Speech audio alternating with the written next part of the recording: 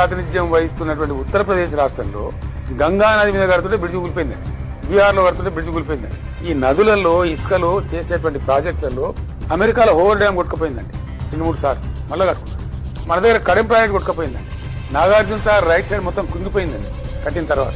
మళ్ళీ సరి చేసుకున్నాం. ఈ మెగా ప్రాజెక్టులు మహానదుల మీద కట్టే ప్రాజెక్టులలో డెఫినెట్ గా కొన్ని లోపాలు వస్తాయి. దానికే ఆపరేషన్ అండ్ మెయింటెనెన్స్ అంటారు. ఏదన్నా అన్సిన్ వీళ్ళు కట్టినండి. ఇప్పుడు నేను ఇంకో ఉదాహరణ చెప్తా మీకు. మిడిమానేరు ప్రాజెక్టును కోమటిరెడ్డి వెంకటరెడ్డి తమ్ముడు ఆయన కట్టినండి. ఆ కట్ట ఒక్కటే పెద్దవాని గురితే కొట్టుకొని పోయిందండి మా గవర్నమెంట్. మేము ఆయన జైలు వేసినామా, కేసు పెట్టినామా, హంగామా చేసినామా, దాన్ని తీసి చూపించినాం. ఇంకో చోట కింద ఆ జియాలజీ అప్పుడు కట్టినప్పుడు సరిగ్గా టెస్ట్ చేయలేదేమో, లీకేజ్ వస్తా ఉంటే చూస్తే ఏంటంటే దాని కింద అంతా సుగా కట్టెళ్ళిందండి. దాన్ని మళ్ళీ మీరు రిపీల్ చేసినాం. ఆ కొట్టుకుపోయిన గ్యాప్ ను మళ్ళీ భర్తీ చేసినాం. మా జిద్దేముండే తెలంగాణకు నీళ్లు రావాలి, పచ్చని పంటలు పండాలి, ప్రజలు బతకాలి. మా జిద్దు అది. మేము చిల్లర రాజకీయాలు చేయలేదు. Download ShareChat.